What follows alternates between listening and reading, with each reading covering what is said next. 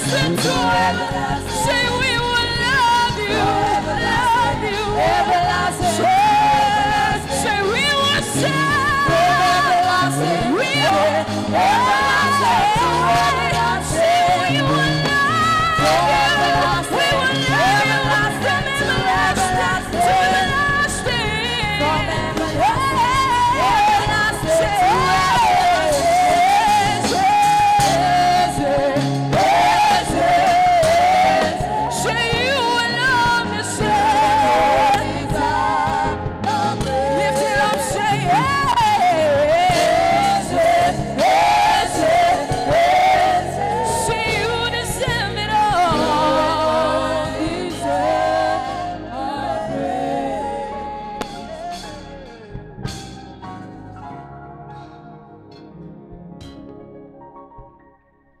Hallelujah.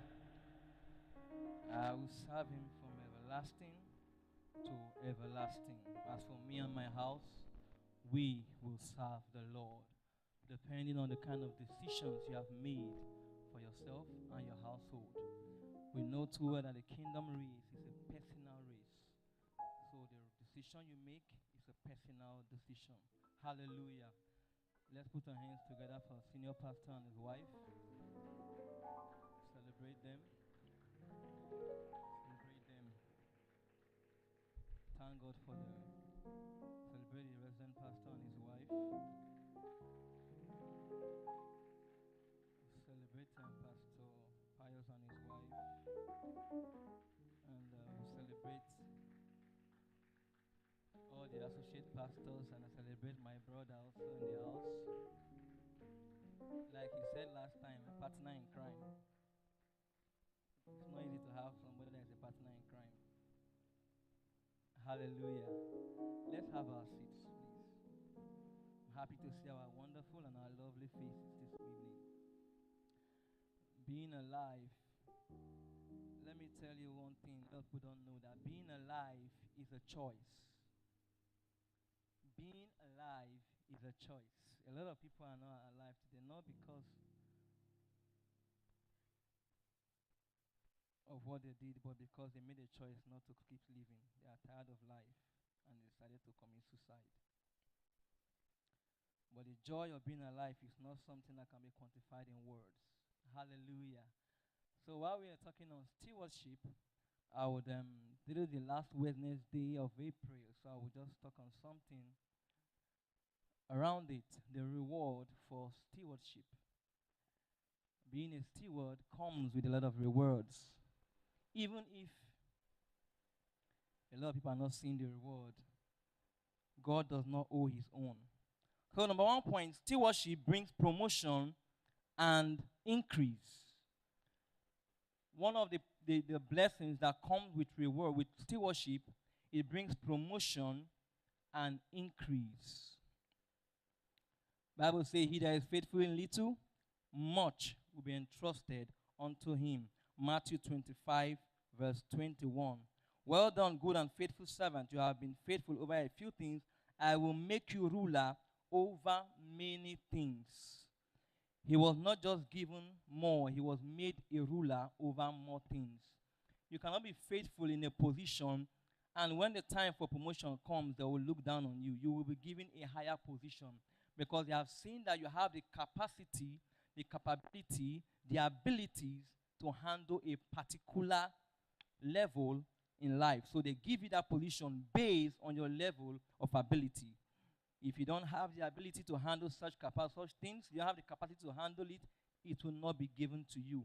But your faithfulness determines your next level. Hallelujah. Hallelujah. Faithfulness in small things is the gateway to greater responsibility and influence. Faithfulness in small things is the gateway to greater responsibility and influence.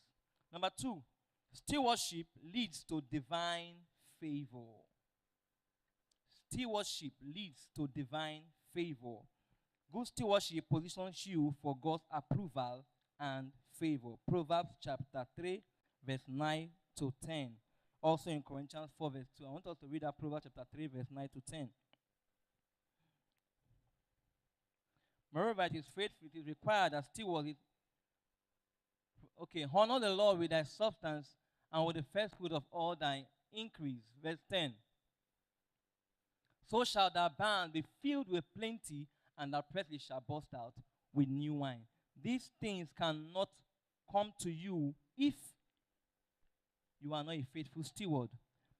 As a faithful steward who is faithful in tithing, even your finances cannot remain the same. Steward who is faithful in their tithing, God protects them, protects their finances. Somebody was speaking to me last night while I was praying, and she said, I don't know what's happening to my business. I said, because you don't pay tithe, the devourer is attacking your business. God said, I will rebuke the devourer for your sake when you are a faithful tither. I said, your business is under attack by the devourer because you have failed to uphold your own deal as a Christian. Hallelujah. So stewardship leads to divine favor. Also, Corinthians chapter 4, 1 Corinthians chapter 4, verse 2. Moreover, it is required in stewards that a man be found faithful.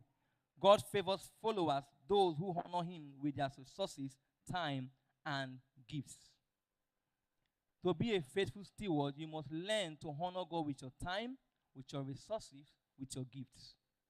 And this thing attracts the favor of God upon a man. You want to be blessed as a faithful steward, learn to honor God with what he gives to you.